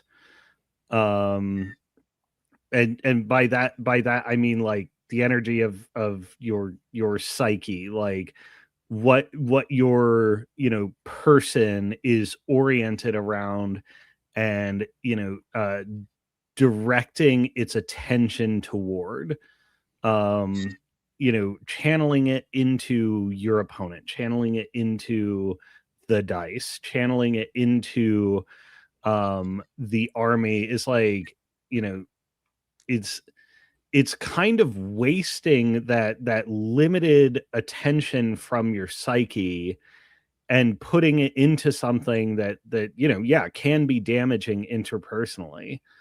It can upset others, and like this use of the energy upsets yourself, because like there's no arguing with the dice. For instance, they are what they are. The rules for Grimkin or whatever are the rules that they are. And like taking your psyche and pushing it into those things is just like, there's just no good take home to this, you know what I mean? Right. Yeah, I like to think that if War Machine or like competitive tabletop games made me a worse person, I would hope that I had enough self-awareness to just stop playing them, right? But in the process of trying to be a better player, I think like there's a way to try to be a better person about it. Mhm. And like that is the way that I would like to um that is the way I would like to conduct myself in a hobby Yeah. that I'm willingly doing, you know? There's a particularly, I've been working my way through Alistair McIntyre's After Virtue, which is a really interesting book. It's hard to listen to on Audible though, because it's like very tightly argued, like philosophical points, like, okay, I need to rewind 10 minutes because I really didn't get this. But it's essentially about moral philosophy following virtue ethics, particularly through the scholastics in the Middle Ages up to what he calls emotivism in contemporary times, and sort of how the language of moral philosophy has actually become like really confused and bizarre, and a mix of mismatched categories. He says, like, imagine that a similar thing, like a similar history, befell the discipline of physics.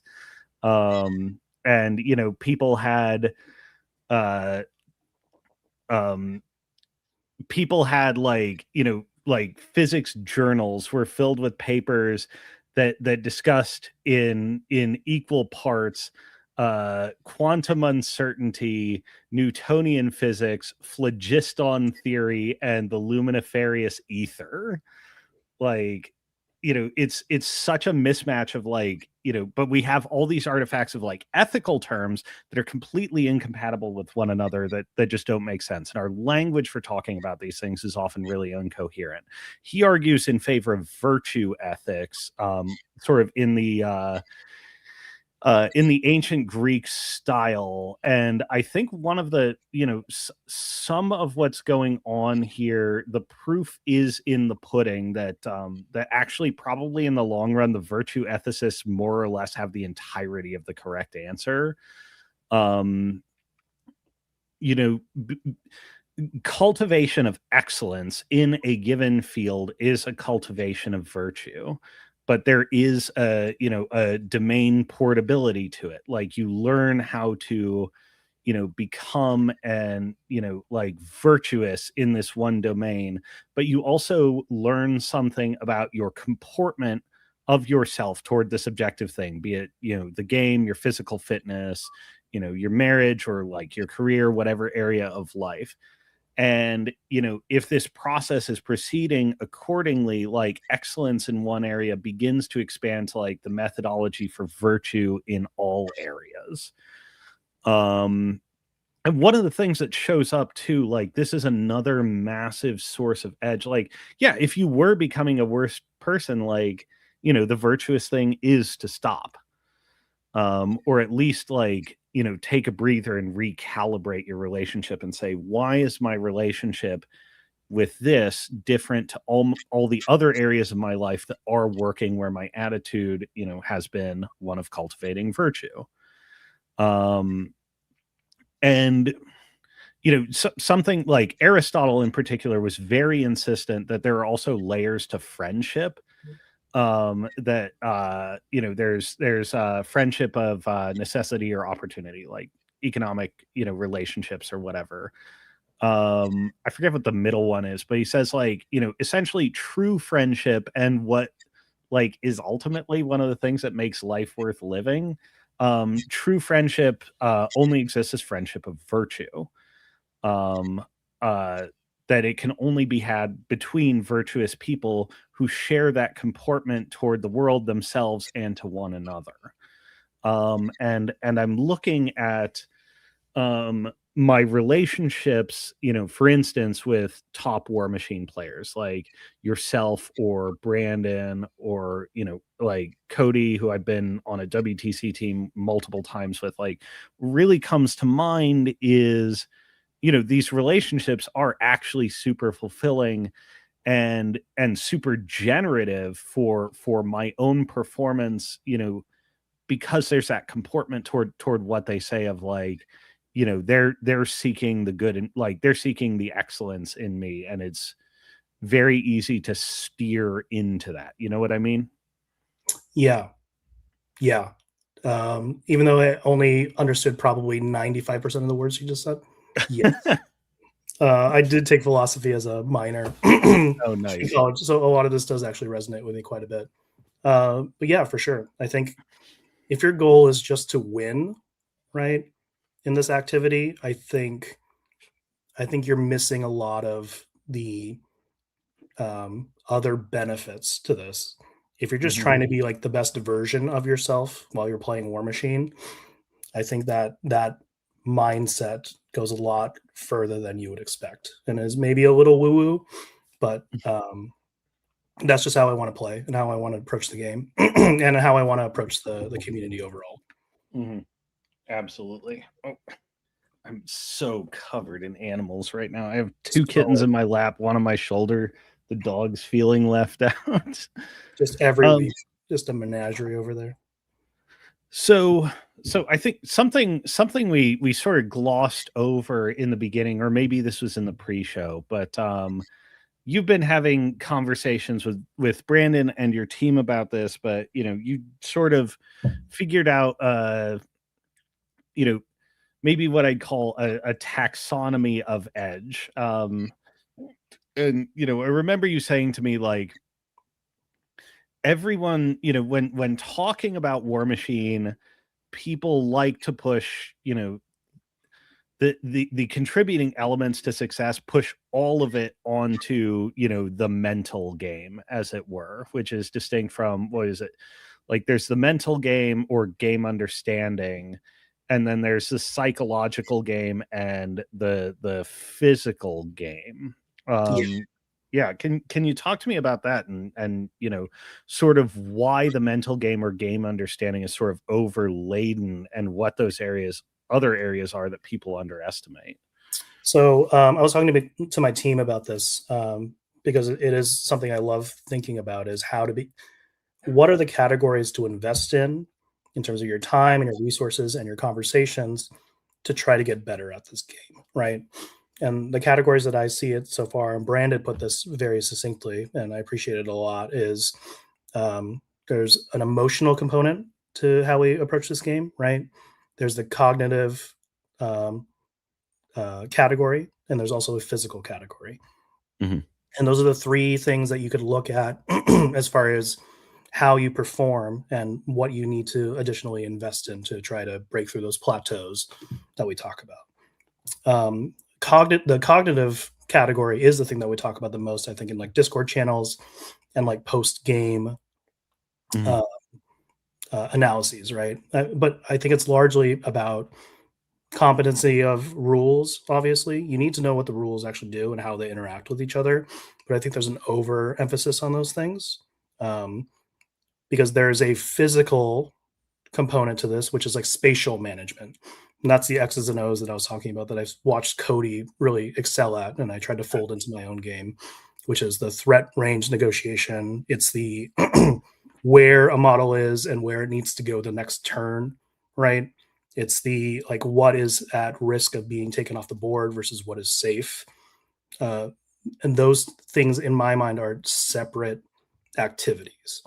And the best example I can give of when those things aren't aligned is when newer players overemphasize stats or really powerful interactions, but then Mm-hmm. they can't negotiate or engineer the spatial situations where they come into play, right? Right. The K-Door heavy is POW 30. It's so great. But if it's never going to reach its target to apply that POW 30, it doesn't matter, right? So I see like those those categories of how we play to be incredibly important, and then the emotional category is the best example I could give is not figuring out ways to mitigate tilt and figuring Mm-hmm. out ways to mitigate ego so that you're not receptive to growing after those games. Mm-hmm. Right. I mean, on the emotional game, like a lot of it is mitigating downside, and maybe that's what there is to do about the emotional domain. But I almost wonder, like, is there a part of the emotional game that has exposures in the other direction? Mm. Like emotional habits that can cause positive thriving, not just avoid suffering. Sure. Yeah, that's an interesting way to look at it. I mean, do you have an example of what that would look like? I don't. This is just the two of us speculating here. Yeah, I'm trying to think of like I don't know, like positive reinforcement in some ways of like Mhm. certain activities, I guess. Actually, now that I think about it, uh, y- going back to like the mastermind versus curation model of growth, um, it's all well and good to say that the curation model is the way to go. But if your own engagement with yourself is like, I remember back when I was keeping playback tapes, like watching a game I was playing at a tournament, and I was just like looking at an assassination run that was about to happen. I was taking my turn before I'm like just sitting there in my head screaming, run, run your effing caster, you effing idiot. Um, the run didn't come off, but like I knew it was coming and I was mad about it. If your own if your own curation reinforcement mechanism is solely negative, it is going to make you miserable. Um and there can be like cultivating an attitude of when you did something, like when your automated reflexes like did something right because they were trained to do it right, like taking the opportunity to congratulate yourself for cultivating this well, like not overlooking the wins you've made. um like I think in order to like have your system 2 curate system 1 to be really good at this game, like you're not going to survive the process if it's only stick. You need the carrot for yourself too. Yeah, you need to play to not avoid feeling bad, but you need to play to feel good. Is Yeah, just kind of what I'm hearing, which yeah, yeah, makes yeah. a lot of sense. Yeah, Oh man. There are some games where I feel real good, and I do definitely allow myself a moment to like huff my own farts and indulge. Like, oh yeah, that was masterfully fucking executed. yeah, but I And think then Josh assassinates you, and all those good chemicals go away. yeah, humility is unforgiving sometimes. Very true. Oh man. Yeah, the physical aspect I also feel like doesn't get talk, or like similar to mirror matches, there's a certain level of avoidance of it to, like we would rather not confront what's in this area of thinking. So tell me about your understanding of the physical domain of War Machine. I think there is like a personal physical management that I think we don't talk about enough, or we talk about um, as if it's not impactful. But Mhm, the best example I can give is you're doing well. You're 2-0 going into round three. We break for lunch. You eat a hamburger and chili cheese fries, and you come back and you are sluggish as hell. And you can't execute anything because you shot yourself in the foot because you mhm, didn't take care of your body, or you didn't sleep well the night before, and so you're just mentally not as sharp. I think there's an element of this that you need to set yourself up for success, and a 12-hour War Machine Steamroller day is no joke. And that sort of like discipline and uh, foresight for just like how you're going to feel at the end of the day is a thing that we don't talk about enough. And I just watch gamers do gamer things when we're traveling and we go to these tournaments, right? mhm, But I think checking in with yourself and realizing how you feel after a 4 round or 5 round day, and being real about like what lists you're picking and what you're bringing to a competitive event is the thing that we don't talk about enough. Um, mhm. I think we call it cognitive load often when we're talking about picking lists, and like what is high and what is low and how we like to play. Um, but beyond the sort of like physical management that I think is an element of how we get better, is the sort of X's and O's thing that I just keep referencing, which is like the positional game, right? Yeah. It's like proprioception, but what there's like proprioception is like the sense of your own body in relation to itself, and then there's another one for external space, and I don't remember what it is. Yeah, that's a good distinction. Like really good distinction for sure. You need to manage your own body because your brain has to exist in it, and then you need to manage your actual models on the table so that you don't accidentally get charged and lose something that's essential, right? I think the other part of this too is physical management of your like War Machine Mii's and Plus, I would say, right? Mhm, So sticks, dice, tokens. I think you can very distinctly see on high levels there are folks that like manage their side of the table and their space incredibly well, and I think that's really conducive to being able to manage your models and your pieces and the board state really well. mhm. Even just like putting your sticks away at the end of your turn, which is something that I picked up from you actually, Cosma. Like I think Oh, it's good. it, I did it's notice when I was seeing your games that you were quite religious about, getting sticks in the correct places. I mean 100%. I've I've clocked enough in the 17 years that I've been playing this game that like every second is a resource, right? So if I'm fumbling around looking for a 3 inch at the end of my game because my discipline wasn't there for like how I'm managing that Mies, that stuff adds up and it leads to losses. Mhm. Um, and so just even simple things like that is something that War Machine players can start working on tomorrow or just even at Yeah. game night, as far as like how they are playing physically. Yeah. Yeah, yeah, yeah. Yeah, I looked up the list, by the way, of the 8 senses 'cause, there've been a couple more that have been added to the traditional 5.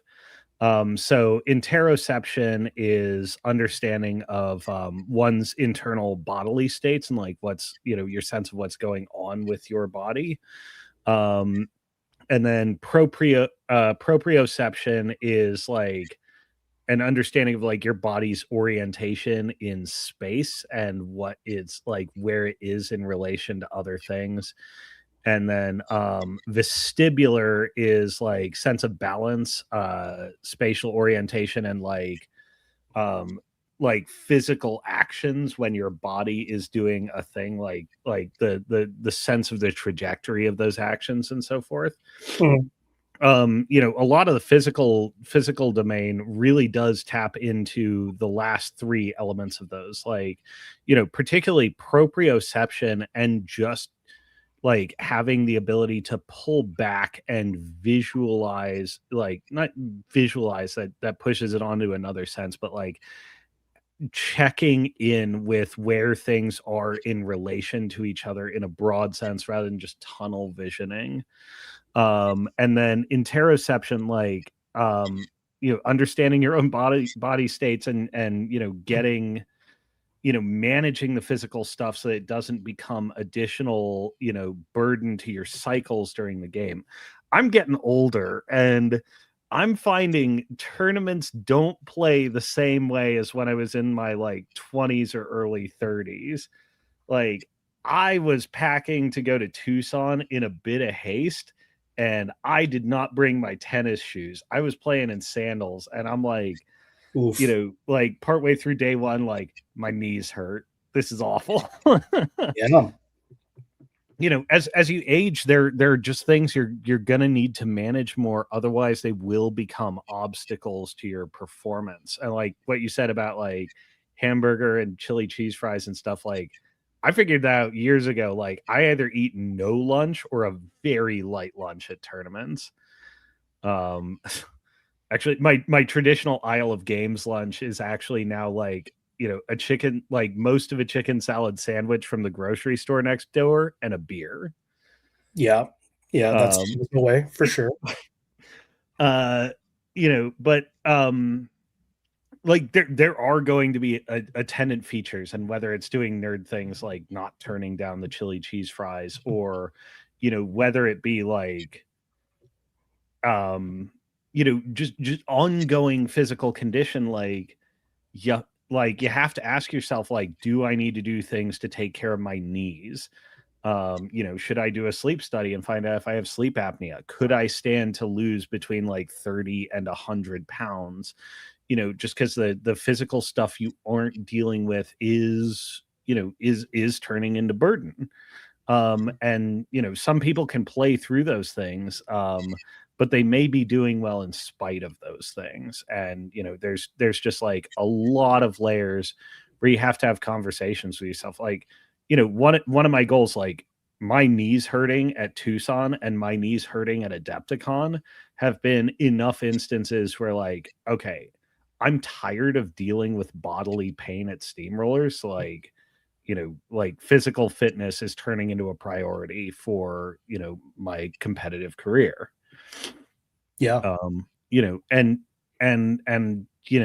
I think we sometimes avoid this topic, just like we avoid mirror matches, but it's an important conversation to have with oneself, and, with one's, trusted coaches or friends of virtue.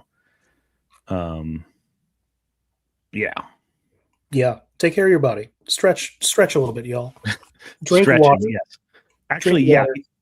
Yeah. For somebody, for somebody as like a counter example to like the gallant Alex Kosma's Goofus is Brandon Owens. When we were up in Mount Vernon, Washington, um, I'm stepping outside to have a cigarette between rounds, and I see Brandon like outside in the sun, like doing like full body stretching and like really making sure he's fit for the next game. Yeah. 100%.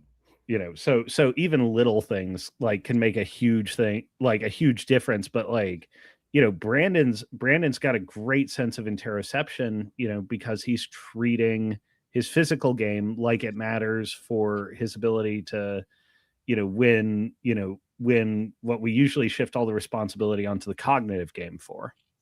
Yeah. I mean, they're they're so tied together, right? Like if you approach War Machine like it is a sport of some kind, Hmm. your bodily state is going to affect your performance overall, right? So just try it. If you feel yourself in like 4 rounders or 5 rounders dropping off at the end, just taking care of yourself a little bit more and seeing how your performance Hmm. increases. As far as just like little things you can do to increase your game overall, just immediately. Somebody else it occurs to me to shout out for like having an excellent physical game is our friend Jeff Zach.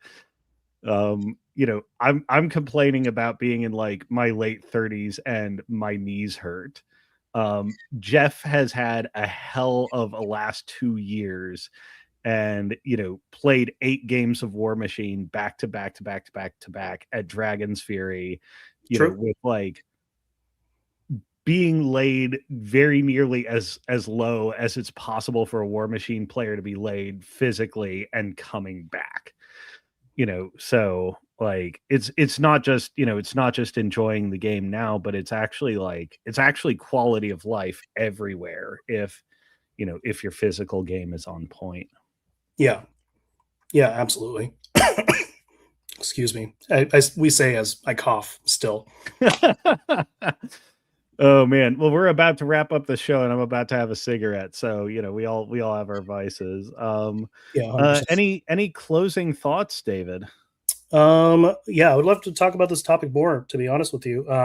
Yeah. But we are still kind of like formulating it as we Mhm. speak and as a group. Um, but I really love this game, and it's good to have a win under my belt. And I have a lot of folks like you, Cosma, to credit in my career and how I've come up and what I've learned. So thank you so much. No, it's been my honor. And congratulations on the well-earned win. You are the meat sultan. Actually, we might have to have at Warfare Weekend, like I might have to phone up Shrets and say, like, hey, can we take the belt to St. Louis? Like get the belt, get the Cascadia crown, and just like enter the invitational with like cut promo videos in the Westport Chalet. Truly, I think we need more titles overall for the War Machine here, right? Absolutely. Oh man. All right. Well, thank you so much for joining us, David. Thank you everyone for